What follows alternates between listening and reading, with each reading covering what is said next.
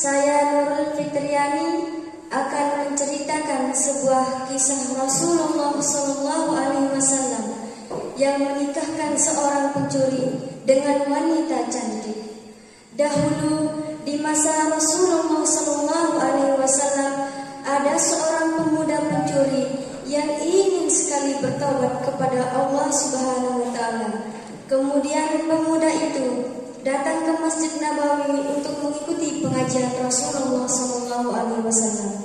Di majelis itu Rasulullah bersabda, "Innaka lan tad'a syai'an lillahi azza wa jalla illa baddalallahu bihi ma huwa khairul laka minhu." Sesungguhnya jika engkau meninggalkan sesuatu karena Allah, niscaya Allah akan beri ganti padamu dengan yang lebih baik. Hadis riwayat Ahmad, halaman 5 nomor 363. Mendengar ceramah Nabi, pemuda itu tidak begitu paham akan kata-kata Nabi itu. Kemudian pemuda itu pulang. Dia merasa lapar dalam perjalanan. Kemudian ia menyusuri sebuah gang, lalu melihat rumah yang pintunya sedikit terbuka. Kemudian timbullah keinginan untuk mencuri. Tapi pemuda itu sadar bahwa ia tidak boleh mencuri karena sudah bertaubat. Kemudian terdengar bisikan suara, "Kalau kamu tidak mencuri, mungkin akan ada pencuri lain yang belum pasti sepertimu." Kemudian pemuda itu berpikir dan akhirnya memutuskan untuk memberitahu pemilik rumah agar mengunci pintu rumahnya karena sudah larut malam.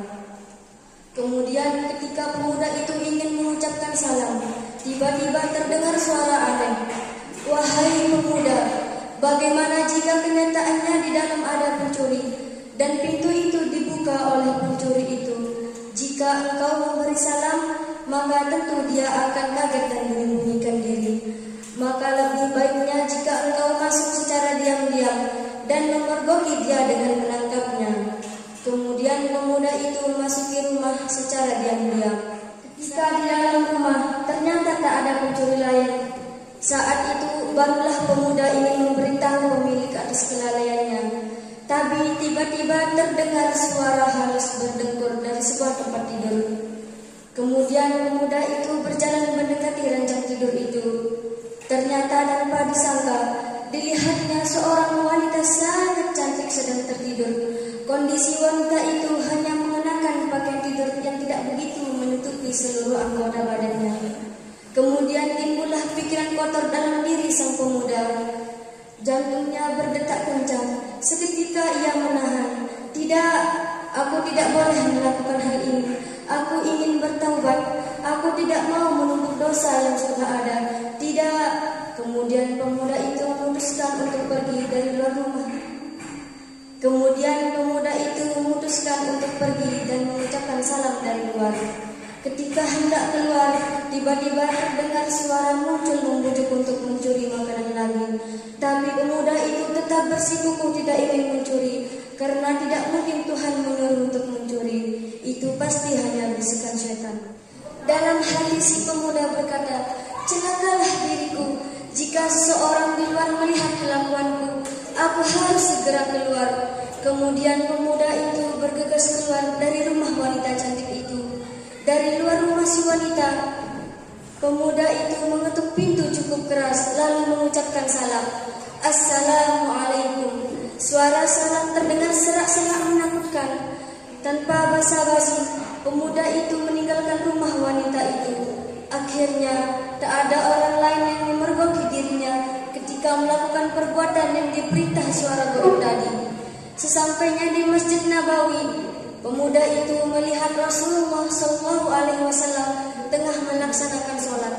Dan terlihat pula ada seorang yang membaca Al-Quran sembari menangis.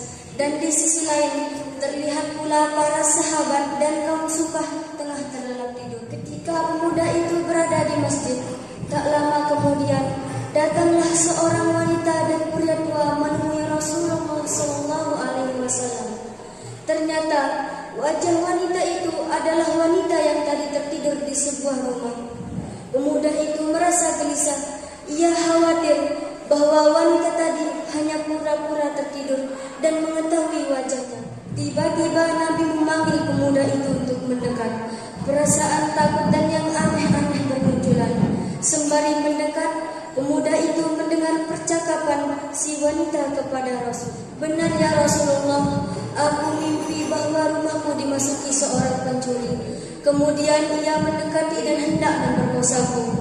Tapi saat aku memberontak, ternyata peristiwa itu hanya mimpi. Tapi saat aku lihat sekitarku, ternyata pintu rumahku terbuka sama persis dengan mimpiku. Aku mendengar suara mengerikan yang membuatku takut. Maka aku bersegera pergi ke rumah pamanku untuk minta dicarikan calon suami untukku. Hingga akhirnya beliau paman saya mengajak saya bertemu dengan engkau wahai Rasulullah, agar engkau memilihkan suami untukku. Dan tiba-tiba Nabi berkata kepada pemuda mantan pencuri itu, wahai pemuda, karena sekarang tidak ada laki-laki yang bangun kecuali kamu, maka aku menawarkan kepadamu, maukah dirimu menjadi suaminya? Sontak terkejutlah pemuda itu atas tawaran Nabi. Betapa bahagianya dia mendapat istri yang sangat cantik. Dengan senang hati, pemuda itu menganggukkan kepala isyarat setuju. Kemudian setelah sholat subuh, barulah Rasulullah meminta para sahabat untuk menggalang dana donasi untuk mas kawin dan acara pernikahan pemuda mantan pencuri itu, karena berani meninggalkan sesuatu yang haram semata-mata karena Allah Subhanallah. Itulah keberkahan bagi diri pemuda mantan pencuri itu, karena berani meninggalkan sesuatu yang haram karena Allah. Benar apa sabda Nabi, kalau mau meninggalkan yang haram-haram, maka pasti akan dapat yang tadinya halal menjadi halal. Subhanallah. Semoga kisah ini bermanfaat. Wallahu a'lam bishawab. Sekian. Wassalamualaikum warahmatullahi wabarakatuh.